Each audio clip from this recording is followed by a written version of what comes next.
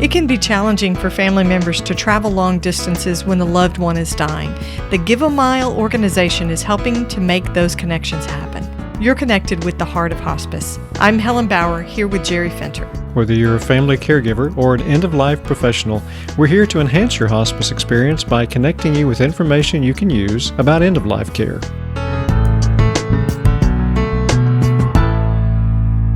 Today is definitely information that is useful. Oh, in so many ways. I am so impressed by the work that Give a Mile is doing. Our guest today is Kevin Crow-Long, who is the founder of Give a Mile. Give a Mile is based in Canada, and he founded it based on his inspiration from a very personal experience, which he's going to share. We're not going to tell that story, Jerry. No, we're not telling his story. But Give a Mile provides flights for people who need to connect with loved ones who are seriously ill or dying. Right. And we know this from our own experiences working with hospice families. And if you are in hospice, you've seen this as well. Here's this person on hospice who is dying, and there's a family member who lives a long, long distance away. It's not like they can just drive a short distance and get there. They live hundreds and hundreds of miles away, or maybe thousands of miles away if they live in another country, and they need to get to the bedside. Right. And they don't have the finances to do it, and here's where Give a Mile steps in. Because Give a Mile has had miles donated from people who have racked up all of these miles and miles and miles of rewards points and things like that from all the flights that they've been taking. A lot of business people obviously use, these rewards miles, or they have these rewards miles, and they've donated those miles to Give a Mile to help people get to where they need to be with a dying loved one. So we're going to let Kevin tell you his story. It's an amazing story about how he founded Give a Mile and his relationship with his friend Ryan, who was the inspiration behind the whole thing. So here's our conversation with Kevin Long of Give a Mile.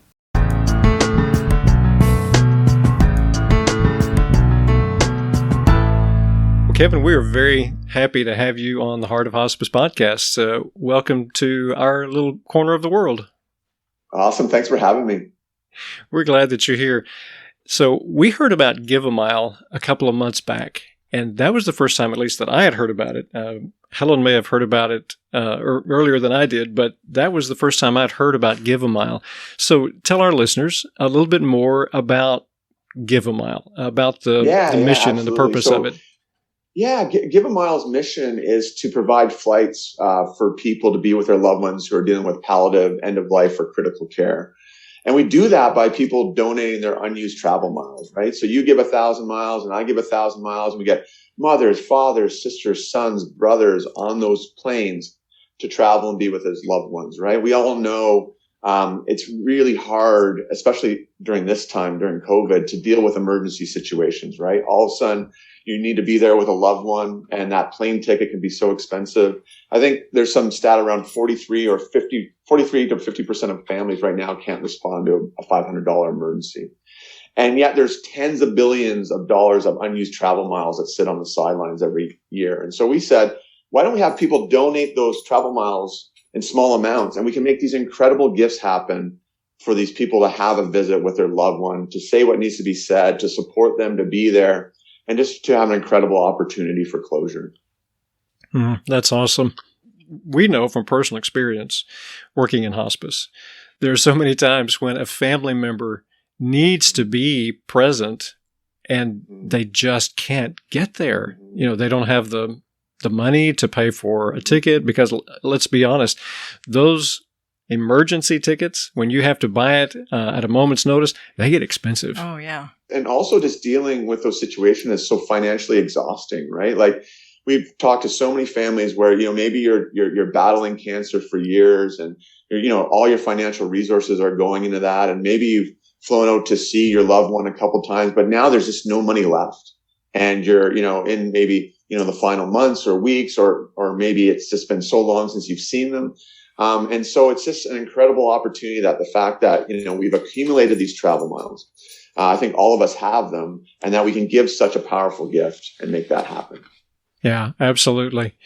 So we're curious how you came up with this idea. So tell us a little bit about the background of how you started Give a Mile.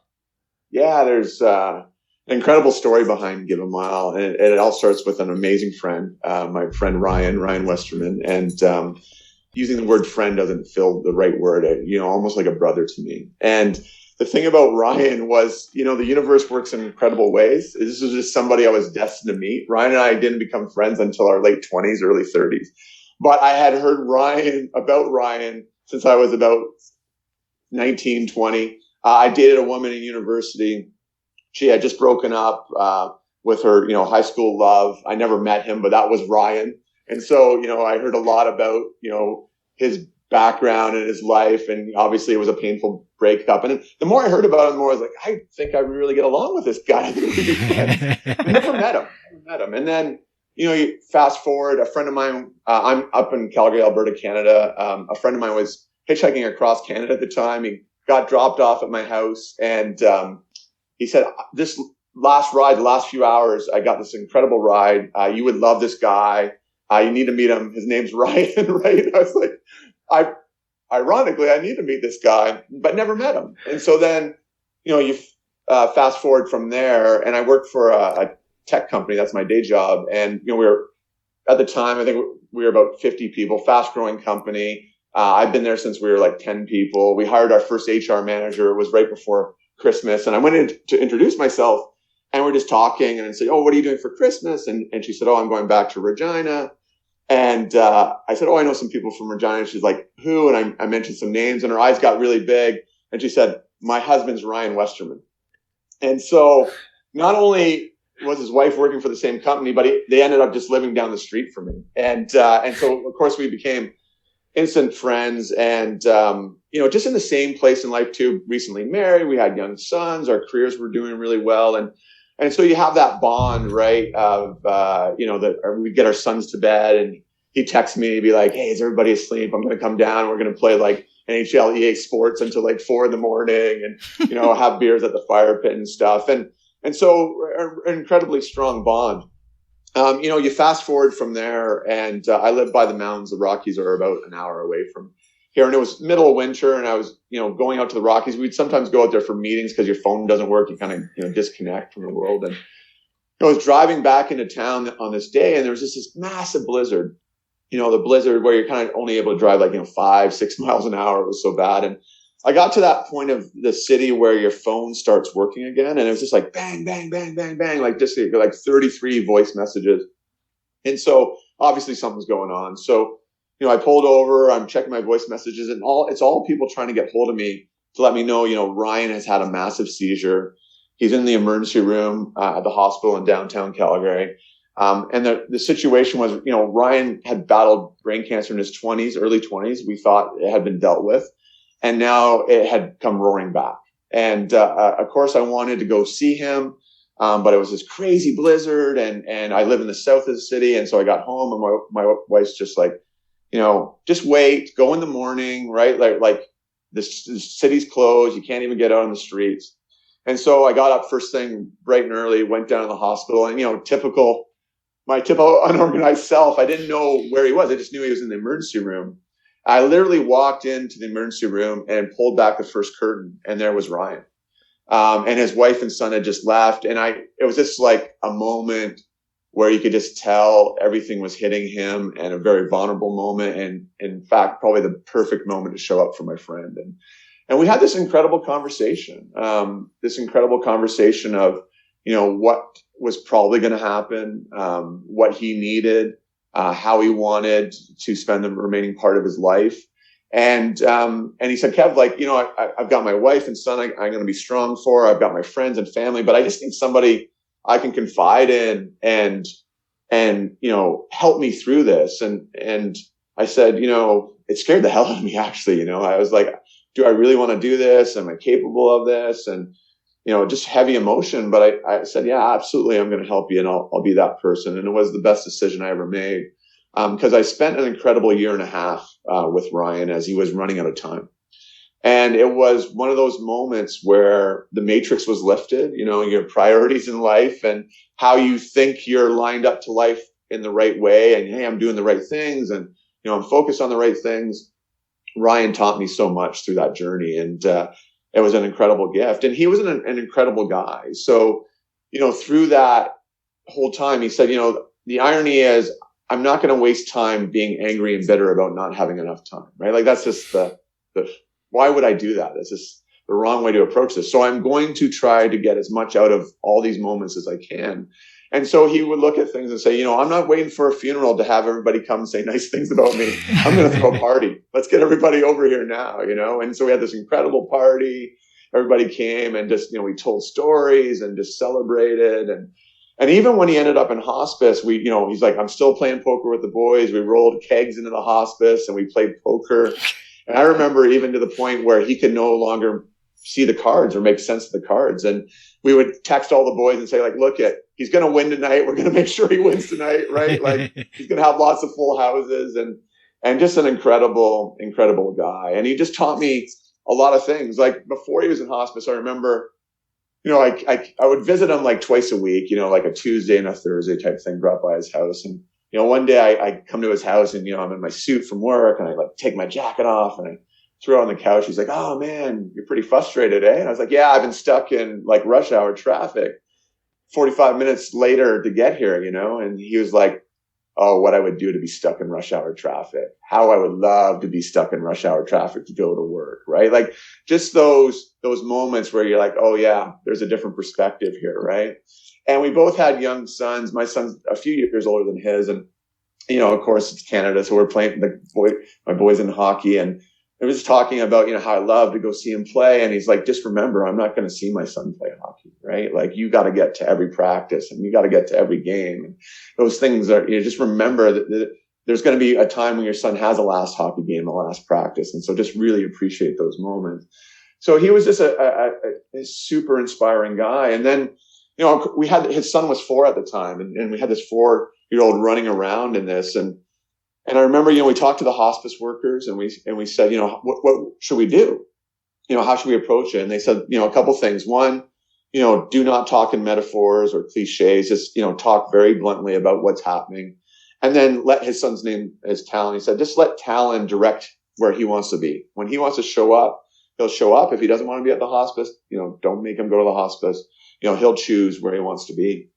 And I remember, the hospice here in Calgary that Ryan's at has a beautiful deck and sun and, beautiful trees. And him and I were sat out there one day, and he said, Kev, I'm going to pass away with my son, with you, and my wife. And I was like, hey, I'm going to move mountains for you. I will do whatever I can do, but we do not get to decide these things. And I can't tell you that's going to happen. And he just kind of shrugged his shoulders and looked at me and kind of with a weird little face. And so the day, it was the last day of Ryan's life, and the hospice nurses were in the last few hours, and we were up there. His wife was with him. His, family was there, but Talon was back home playing with his cousins. And, sure enough, we get a phone call, and, it's from Talon, and Tasha, his wife's talking to Talon, and she looks at me and she says, Talon wants to come to the hospice. And I said, yeah, let him come up. And, so I remember, this vivid memory that I have is, I was leaned over, Ryan's bed. I was just talking to him, letting him know it was going to be okay, that we were going to be fine, that we we're going to take care of each other, that he could let go. And I just remember this little hand grabbing my hand, and I looked down, and it was Talon. And Talon's got the biggest blue eyes. And he looked up at me and he said, Kev, what's wrong with my dad? Because obviously the labored breathing and that was happening. And I remember, the instructions, just speak bluntly. And I said, your dad's dying. Do you want to give him a last hug? And these big, beautiful eyes, he said, yes, I want to give my dad a hug. And I picked him up, and he gave his dad this incredible hug. And by this time, Tasha had crawled into bed, and she was comforting her husband. And Talon fell asleep in his dad's arms. And a few hours later, Ryan passed away. So an incredible way to honor your friend, an incredible heartbreaking moment. My heart shattered into a million pieces at that time. But just the fact that I felt I was in the exact right place in the universe I was supposed to be, and the fact that I could do that for my friend, I knew after that I needed to do something for his legacy, and it needed to be special. And it took me, the Give a Mile story is not 6 months later. It took me years, a few years to reflect on what had happened and to heal and to grieve and to kind of to see what was going on. And then I heard this crazy stat that there's these, tens of billions of unused travel miles, and had that incredible power of visit and closure with Ryan. But one of the things about the city I live in, Calgary, only 1 in 4 people are actually born here. It's a young city. Most people have moved here from all over the place. I grew up in Niagara Falls. And so we had experienced all these people in that hospice environment that were trying to say goodbye on phones, or you'd hear in the family room conversations of like, Dad understands we don't have money, you can't come to visit. And so I just saw those two things. I saw tens of billions of travel miles. And I had seen these families that didn't get the chance that we had, that powerful visit of closure. And I said, you know what? We're going to try this. We're going to have people donate these miles, and we're going to get these flights so people can be there. And as I was sharing that idea, people have just gravitated around that idea and given it energy and given it support. We're 100% volunteer. We have a little help with our administration work and our books and stuff, but it's 100% volunteer. And it's for the community, by the community. And, as we share the message, and this is obviously an amazing opportunity to continue to get the message out, it just continues to grow and grow and grow. And people continue to give us energy, and people continue to say, what an amazing idea. Let's make that happen for many, many people. So it's been an amazing thing to see unfold. So I'm really curious about the supply and demand of this. I mean, do you have enough miles to actually cover the requests that you receive? Yeah, it's an interesting supply and demand problem. And we've been trying to build those deliberately together so that we don't have to say a lot of no's. Obviously, it's extremely heartbreaking when you tell a family, hey, I can't make that happen. We have not advertised huge that, hey, there's flights available. We have been working deliberately through the hospices and cancer centers. And, we were founded in Canada. We're about, going into our 8th year. But we just got our 501c in the U.S. as of November. And so we're just really expanding in the U.S. and really trying to get the message out across the hospices that, hey, there's this resource here and you can help families. And I always say if you do one flight with a social worker, spiritual care provider, or a hospice nurse, you do 20, right? Because as soon as they realize, oh, hey, there's this organization and they can execute and they can make it happen. Now, we're constantly raising miles and money as well, because you got to pay for taxes and fees. And about 10% of our flights are in cash because maybe they're flying somewhere where there's not a major airline carrier that works on points, or maybe it just doesn't make sense to use points, right? Especially like international flights. We've done 767 flights as of this morning using 25 million donated miles. About 162 of those have been international. So somebody flying in the US and Canada, or an American Canadian citizen flying to a family member somewhere in the world. So we're always, right? Like I always say, the ideal situation would be to wake up with a bunch of miles in the account and they all are used by midnight. And then you wake up again and all the miles that you need are back. Right. So we're always like, as miles come in, we'll reach out to more hospices. And then as, we get more miles, we reach out and expand to more hospices. Now, we're in a very unique situation, especially for the U.S., as United came on board with us and did a campaign where, hey, people could donate their United miles, and huge support from them. And, we raised 500,000 miles. We actually, our goal was 500,000 miles. We raised just over 600,000 miles.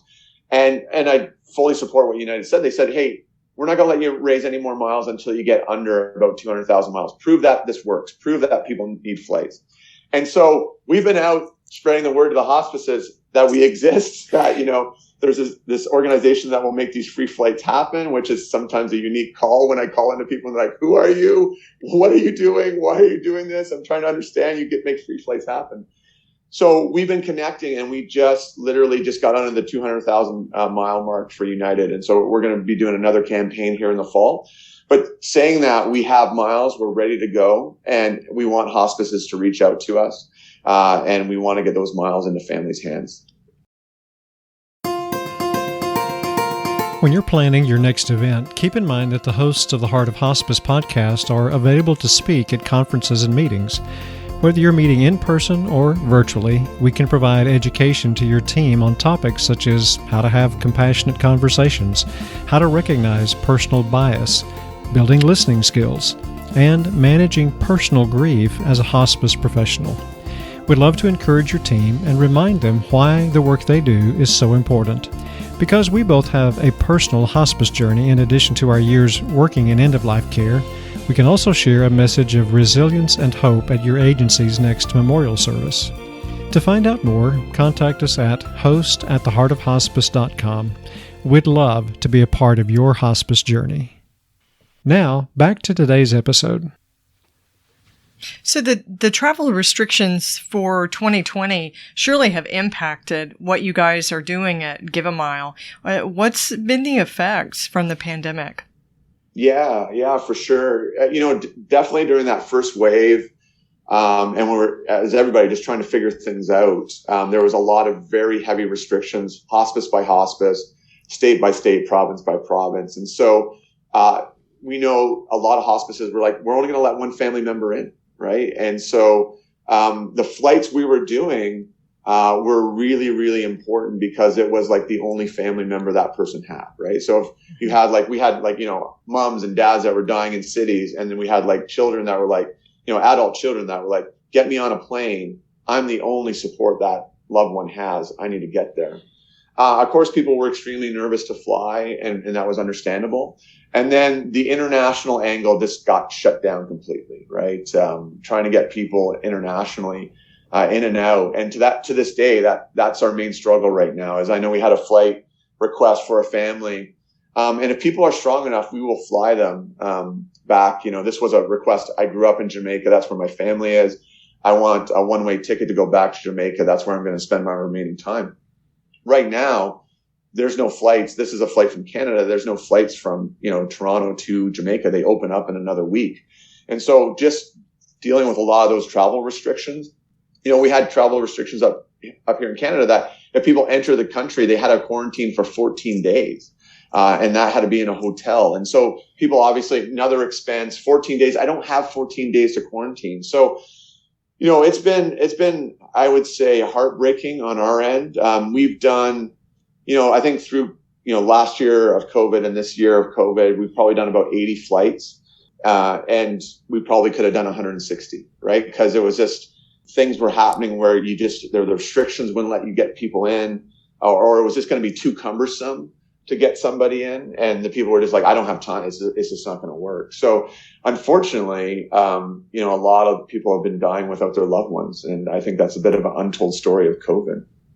So for our listeners that are hospice professionals, folks who work in hospice teams, what's the best way for them if they identify one of their patients' family members that needs to be there? What's the best way for them to coordinate with Give a Mile? Yeah, for sure. Of all the things we talk about, the only thing they need is to email us at info@giveamile.org. Just email us at info@giveamile.org, and we will help you through the process. We'll explain the process. We'll give you information. If you think, I don't know if this would qualify, I'm not too sure, just email us. We'll help you. You can also go to our website at giveamile.org. There's information there. There's a medical professional. Click at the top. But just email us and we'll help you.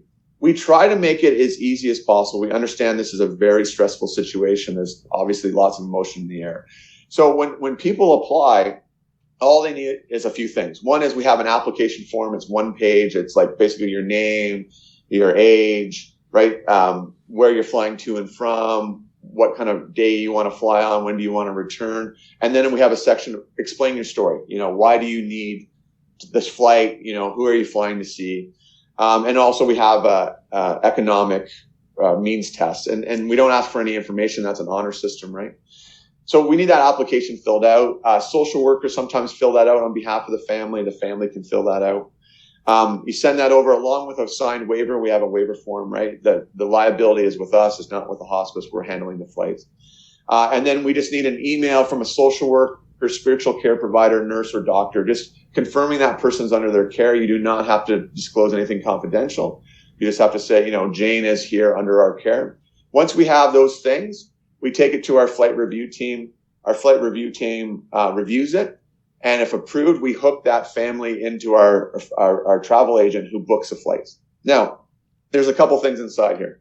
We know speed is of the essence. So we literally, once we have all those documents, we can turn it around in under 4 hours for approval. I'm not saying I can get you on a plane in 4 hours, but I can get it approved. And so a lot of times I will say it's next day flights, right? So if you start the process on a Thursday morning, you get the documents back, the email comes over, we get it approved literally probably by Thursday afternoon. Our travel agent will probably have you on a flight in the next morning based on, what the geography is and you're flying, that type of thing.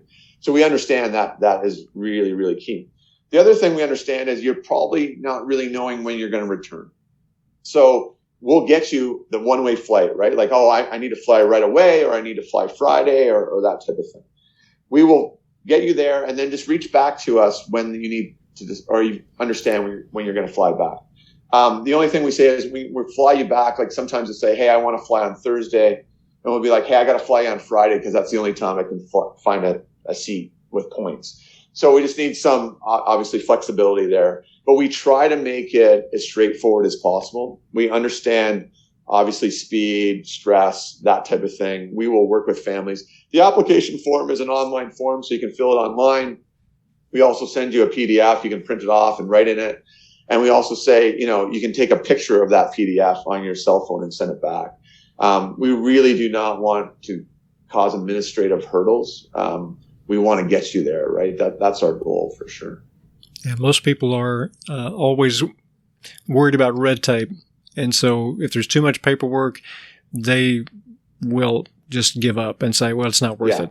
Well, and hospice people deal with that kind of stuff all the time. So that's for sure. If you're a hospice professional doing an application on behalf of one of your patients' families, knowing that process, you just go in there on the website and click for medical providers. That's awesome. You guys pretty much assume the burden of the work, which is we do. Really nice for the hospice biggest folks. part for us is the information on that family member, just because we need it for the flight booking, right? Like, right. That's a part. And we have Stacy, who's our travel agent, is incredible with the family, just does an incredible job. And she'll literally help families fill out the form if it's, overwhelming and, hey, I can't, the emotions of the moment really can't pull myself together to understand how to do that. She's like, just get on the phone. We'll walk you through it. We'll fill it in for you. Because you can imagine some of the flight stories. Like, I had a woman call just a little while ago. Her mom was on life support. She had to get there. She was the executor of the will, the kind of the senior member of the family to make all the decisions. And she's thinking about all of that. And, she's like, I got to fill this application out. And I'm like, reason I need it is because I'm going to book your flight for you. And so you can just understand that emotion. Obviously, you guys deal with this. You've been in this area. We're going to make it as easy as possible for both the social worker, spiritual care provider, and the family. Well, I used to fly quite a bit for work, and it is nerve-wracking to apply to purchase a flight. I was always petrified that I had booked myself on the wrong day or going to the wrong place. I didn't feel good until I was on that plane and they said, this is the flight to so-and-so, and you knew you hadn't made a mistake when you were filling out all that stuff online. So the fact that you guys either walk somebody through it or you're doing the rest of it, the rest of the work for them, I think that's a major thing. Yeah, for sure. And, just because of the demographics and the type of people we're engaged with, a lot of people, sometimes this is their first flight. Sometimes, they haven't flown for years, right? And so, I travel a lot for business. A lot of people do. And sometimes you just forget that there's people that, the whole going to an airport is a unique new experience. And how does this work? And, what are the security procedures and what can I take and all that type of thing. And I can't, like I said, can't say enough about Stacy, our travel agent. She just does a great job working with the families.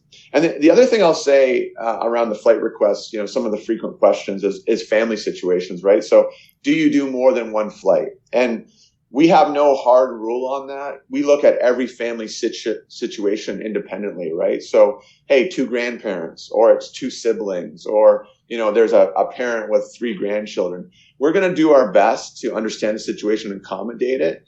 I would say, we usually top out around 3 flights for a family based on resourcing, but we always do our best to try to get the family there in a holistic situation as we can. We also, like I said, will fly the person that is dealing with palliative illness. If we get medical clearance, we'll send them to their family. And if that's a return flight, that's great. The majority of those flights are, hey, I grew up, back on the East Coast, or that's where I want to go spend my remaining time. We'll absolutely help you with those flights. And also, if you do not have family and you have best friends, or maybe you're a veteran and you have battle buddies, those types of situations qualify as well. The thing we want for you is we want you to be surrounded by love and support. And so explain that situation to us, and we'll get that person there. So Kevin, you guys don't do flights once a person has died. Isn't that correct? Yeah. The number one request, unfortunately, we say no to is a request for a flight to a funeral. So, hey, my dad passed away a couple of days ago. I want to get to the funeral. The second one is medical appointments. So, hey, I want to go for a cancer treatment at this hospital. Those don't meet our requirements, but there's a couple caveats there. If we've given you a flight, right, you're going to go fly to see your dad. Unfortunately, your dad passes away before you can get there. We still honor that flight. That flight's yours, right? We gave it to you. We gave it to you in the spirit of what Give a Mile is all about. So we're going to work with you on that flight. Maybe it needs to be adjusted, dates, etc. But that's your flight to use. The second situation, if you're in a medical treatment situation, and unfortunately we see this from the Canadian angle a fair amount, because a lot of Canadian families will go down to the U.S. for treatment, and that treatment is not going well, and the doctors want the family to be there, right? It's time for the family to come in. Maybe the treatment's going to be stopped. Maybe obviously the results aren't there. We will fly family down for that, right? So a lot of situations for us is, maybe there's one parent there with a child, getting some unique treatment at, like a Pittsburgh or something like that. And it's like, can you fly the other parent and maybe the other, brothers and sisters to be together as a family? And absolutely those qualify. Like I said, the biggest thing that doesn't qualify for us is flights for funerals. Right. So you've been doing this for 8 years, is that right? Yeah. Yeah. I am sure that you have quite a backlog of stories that you could tell. Mm-hmm. Share with us some of the more remarkable stories that you have heard from Give a Mile. Yeah, absolutely. 767 incredible stories. Hard to put into words what it means to these families, and when you connect with these families and just to hear what they're going through. But, I'll give you a couple that have just stayed with me, and the early flights stay with you, right, as you're kind of getting the thing going. And I remember, in the early days, I think this was in the first 20 flights or so, a social worker reached out to me and said, Kev, I got a flight request. She's got stage 4 cancer. They've stopped treatment.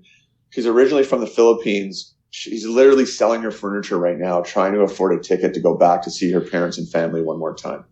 Can you help her with a flight? And so, you reach back into the flight review team, you get the application in, and that flight was approved. Now, the woman's name was Marcella, and she literally had sold her computer. So normally we email tickets, right? Your airline ticket. So I went physically to visit her and drop her ticket off. And this woman, when I saw her, she gave me this most incredible hug. It lasted for about 5 minutes, just held on to me, cried in my arms. And we had this incredible conversation around what it meant for her. She was going to fly to Manila and then take a train. I think it was 2 or 3 hours up into the mountains to see her family. How her family just wasn't really understanding the situation, that she needed to go back and see them face to face, and that she needed to explain and tell them everything, what was happening, but that also that she was going to be okay. And so this woman, and she said, Kev, I don't know if I'll even have the strength to make it back, but I have to go. And so she went and had an incredible visit, made it back, passed away a few weeks later. And the social worker, this is the only time I've ever done it, but the social worker reached out and she said, Kev, do you want to attend Marcella's funeral? Do you want to see the family? And I was like, absolutely. And so went to the funeral early and was sat down and it was all Filipino people. And somebody came up to me and said, "Are you at the right funeral? Are you in the right funeral room?" And I said, "Yes." And I explained the situation from Give a Mile, and the family's face was incredible. Like just the love for Give a Mile and the hugs and they started taking me around. You got to meet the family. You got to meet this person. And this is Give a Mile. And it was an incredible moment of reinforcement of how powerful the Give a Mile mission is. And, just in my head, I was like, okay, we've got to do more of this. So I'm sitting in the funeral, and they Skyped in the family from the Philippines. And the family members from the Philippines were talking, and they don't know I'm at the funeral. They're just saying how important it was for them that Marcella came home for that visit and what that meant for them, all of them. And then someone said, "Hey, the guy from Give a Mile here," right? And they're like, "Stand up." And they just honored the Give a Mile mission there. And I just you'll never have those moments where the sky opens up and the light shines down and you're like, this is what you need to do. But everything, every bone in my body, every cell in my body was like, we have to do this. We have to do lots of this. Like this means so much to these families. And so it was an incredible moment of just like, this is the mission, right? Like you've got to do this. And so Marcella is always stuck with me. It was just such a huge, huge moment. Interesting, when I first started giving flights away, I would call the families and, say, "Hey, we have a flight. It's been approved." And there was this big, long pause of silence, right? And I would get really anxious in that. And I would say like, "Oh, it's legit. You can check the website out." Because I thought, they didn't know if it was real or not. But what I realized as I did more flights was there was this incredible human moment of seeing each other, not in judgment, but in community, and just supporting each other. And there's no words in those moments, right? Like language literally just breaks down. Like, as one mom said to me, she had a young daughter, and we were flying her the grandparents in to see the daughter who was fortunately dealing with stage 4 cancer. She said, I'll say thank you, but that just doesn't feel like the right words to use here. Like there's something so much bigger and powerful happening here.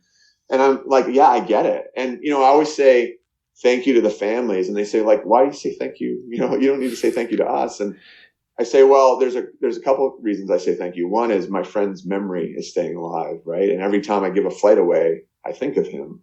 But two, the gift you give to me around a reminder of perspective on life and how to go about my life, and just the power of us being in this moment together, understanding true compassion and empathy, and just the power of that is like a huge gift, a huge, huge, huge gift. I know this one flight we were doing, it was for a woman. She was passing away in hospice, and her daughter and granddaughter were in New York City, and we were flying them to her. And I was just having a conversation with her, and she just, the woman that was passing away, and she just said, "Kev, if I had $1 million, like it would be meaningless right now. Like it's absolutely no meaning to that. This is my lottery ticket. This is the only thing that matters to me, is time with my daughter and granddaughter. Like this is the biggest thing anybody could give me right now. Like I can't put into words what it means." And so the power of those gifts and those flights just stick with you, I remember, just to tell one more story, we were doing a flight for a woman. Her family was in Korea. She was in her 30s. Once again, cancer treatment had been stopped. And one of our volunteers called up. And I said, "I'd like to share these powerful moments, right? You call her up and give her a flight." And he called me back and he said, "Whatever my problems were today, they're meaningless, because I just talked to this incredible woman." And she broke down in tears, and she said to me, she goes, I just want you to understand that there is complete strangers that I don't even know that are going to give me the most powerful gift I've ever had in my life. Man, the world is a good place. Man, people are good. Like, just reflect on what's happening here. Complete strangers are going to fly me to see these loved ones I have in my life one more time. People I don't even know. And so incredible stories, And then you got me on a roll. So I got to share the other side of this that's really helped me too is families that need to heal. And, sometimes you just have blind spots in your life. And I remember a flight, it was for a dad, and he's like, "You've got to fly my son here. I'm on my deathbed, He goes, I have to make amends. I have to heal. I made the biggest mistake in my life. I disowned my son for being gay 20 years ago. I only have days to make that right. Please get him here. And so in the power of those moments, it just, for me, it just, man, does it change your perspective on life and how you want to live your life and what you want to go and do with the time you have, you know? And isn't that Ryan's legacy? Because it sounds like that's what he did with you when you were visiting with him. Always giving you perspective. You know, here's your problem. But if you look at it with a little bit of perspective from somebody else's point of view, you understand the value drops drastically and you realize everything else strips away and you realize what's worthwhile, what's meaningful. And so every time you give a flight like that, that's a little bit of Ryan's legacy. And I love it that you think that every one of those flight stories is an incredible story. Yes. Yeah, you didn't say, well, we have some that are just boring and not all that interesting, but then we have about 10 that we think are awesome. You said that all of them were incredible stories. That's pretty amazing. Like, just so many things going on in people's lives. And we always say, you know, the people that normally connect for us for flights, it's not one thing that's happened in their life, right? And you've definitely seen it through COVID is, I'm laid off, right? I don't have a job right now. I need to get to my family. My family member's dying. You know, I know one of the flights we did through COVID, was from a northern community. Her sister had been flown down to, you know, the big city hospital because a high risk pregnancy an infant in a high risk situation. And that sister was by herself in the big city, having to make a decision to take a 9-week-old child off of life support. And she's like, you got to fly me down there, right? It's COVID. I know there's all kinds of restrictions. I have to go down there to help my sister. She's by herself, make this decision. And so all the things that are going on in that family's life, right? You can just think of all the pressure. You got COVID restrictions. You're in a city you've never been in. You're by yourself. You're making decisions like this. Yeah, I'm just so glad we're able to help those families. So what is your 5-year dream for Give a Mile? You've had 766 flights so far. What do you want to see in the future? Yeah, we've got a couple things. So I don't think it's going to be 5 years, but I want it to happen. You know, we believe in this thing called big, hairy, audacious goals, right? So like set something so crazy and outlandish, people laugh at you in your face. And so our big, hairy, audacious goal is to do 1 billion miles this way. 1 billion. That's with a B. You know, if there's literally, you know, tens of billions of dollars worth, that means there's trillions of travel loyalty miles and loyalty points that could be used in this sort of model. So we want to do 1 billion.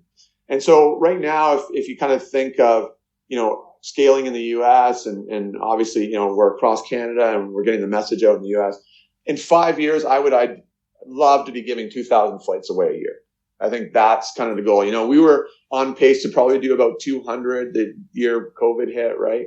And so, you know, call that a 10x multiplier. But that's our kind of intermediate goal. You know, obviously we need scale for that. We need, you know, funding and we need volunteers. And obviously we got to get connected to the hospices. You know, we've got United, who's been an awesome partner in Canada. We have Air Canada on board. We look for other carriers to join in here. There's no reason we can't have multiple carriers. You know, it just makes sense. We're helping people. So yeah, that's what we want to do. Fingers crossed we can get there. So Kevin, we haven't talked about this, but if people want to donate monetary funds or they want to donate miles. Yeah. What's that process like? How can they do that? Yeah, absolutely. You can go to our website, giveamile.org. There's a donation button there. There's a couple things around the donation process. So you can actually donate to a specific flight. So there's all the flight stories are posted. You know, we said on the application, people put in their story. We post those stories. We want people to be connected to the impact they're making happen. Now, if there's people that do not want to share their story confidentially or need their names removed for certain reasons, we'll honor that for sure. But we try to be as transparent with our donors as possible. So you can literally come to our website, click on a flight and donate. Now, you can donate in a couple ways. You can donate cash and we're a 501c and we're a charity in Canada. So we'll give you a tax receipt for any money you donate. So giveamile.org, donate cash. But you can also donate miles. Now, there's a couple things. Air Canada Aeroplan, we are actually tied into their system. So when you donate your miles, it comes out of your Aeroplan account, $0 transfer fee right into it. When we are doing United campaigns, the same thing happens. You log into your United campaign, you transfer miles, and they come over. All the other programs, what we ask for is you fill out a form and commit so many miles to us, right? So if you're doing Southwest Airlines or American Airlines or, Air Miles, you say, hey, I have 5,000 miles. Here's my name and contact information. We will contact you when we have a flight that meets those requirements and we need your miles. So we ask you to be patient in those situations, right? Because people will say, hey, I committed my miles to you. I haven't heard from you in about a month and a half or, 2 months. And we're like, yeah, we're just waiting for the right criteria of flight. And obviously through COVID, that's been a bit of a different pace than we're normally at. If you commit those miles and you use those miles and we reach out to you and you don't have them, that's fine. We understand if we haven't got back to you in time. But that is the donation model. Now, 100% of miles and money that are donated to flights go to flights. 100%. We raise the money to do funding for the organization, which is pretty minimal. We're volunteers. We don't have office space. But the funding to run the organization is raised separately. We do events like golf tournaments and certain other fundraising events. So 100% impact to those families who are donating. Awesome. That is awesome. Kevin, thank you so much for what you're doing. This is just an amazing story, just incredible. So thank you for that. And we're going to do our best to get more of the hospices on board and to get them educated about what you're doing, because that's where the real need is to get more of the hospices educated. And so we have a lot of people who listen to us who are connected with hospices. So we're hopeful that you may be getting a few more people, asking for help, and we hope that happens. We really do. That would be huge, and to be honest, that to me is the number one thing I hope comes from this podcast is that we get connected to more hospices. Hospices reach out. I'm happy. Like I said, if you got flights, email us at info@giveamile.org. I'm also happy to hop on and present to your social worker spiritual care team. If you've got like a team meeting on a Monday or Tuesday, 10, 15 minutes, we'll present it to you. We'll get you the forms. But that is the number one thing, is to get the word out. I can tell you, the biggest frustration for me building Give a Mile and working on the Give a Mile mission is this. I bump into families that said, if I had known about that 2 months ago, if I had known about that 4 months ago, we could have used it. I want to get the word out. And obviously you're a huge help, and I really appreciate the platform and time to do that. We appreciate you and thank you for what you're doing. Yeah. So great to talk to you. Thanks.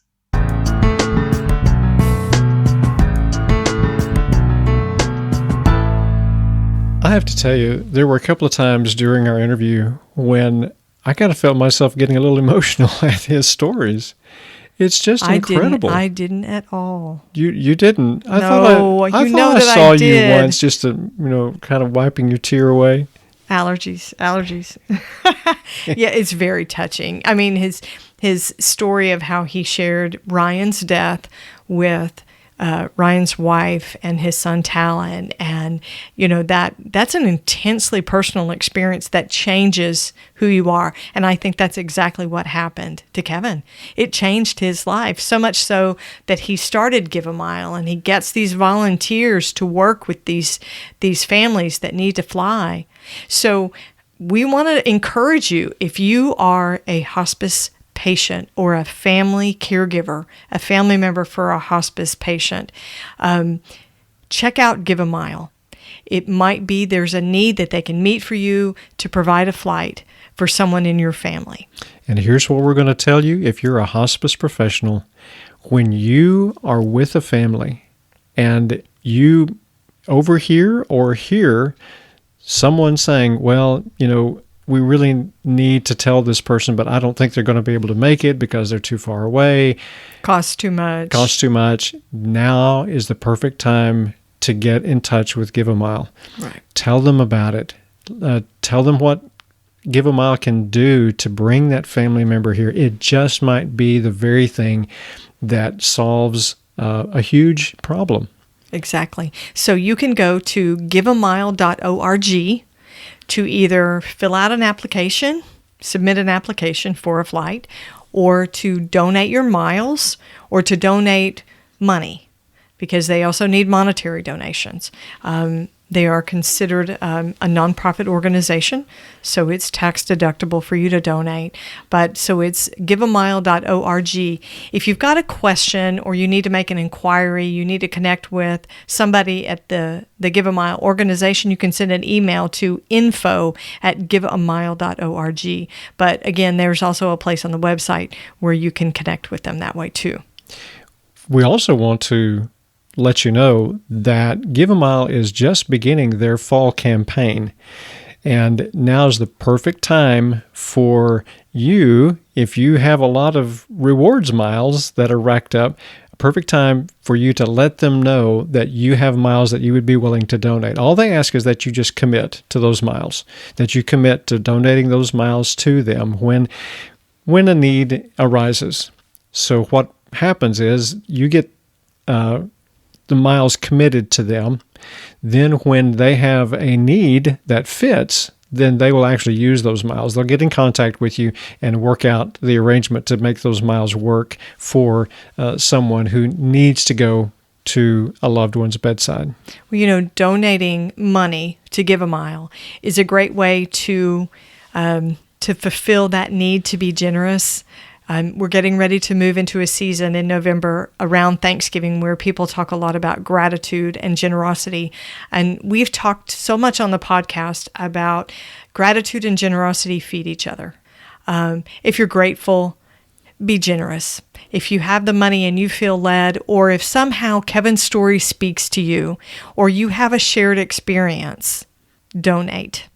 Donate. You could not ask for a better cause. Thanks for listening to The Heart of Hospice. I'm Helen Bauer here with Jerry Fenter. Because we know your hospice journey is 24/7, you can always find us at theheartofhospice.com. Subscribe to the podcast wherever you're listening and leave a rating or a review on Apple Podcasts. To connect with us, just send us an email at host@theheartofhospice.com. You can also find us on social media. And remember, no matter who you are or where you are in your hospice journey, you are the heart of hospice.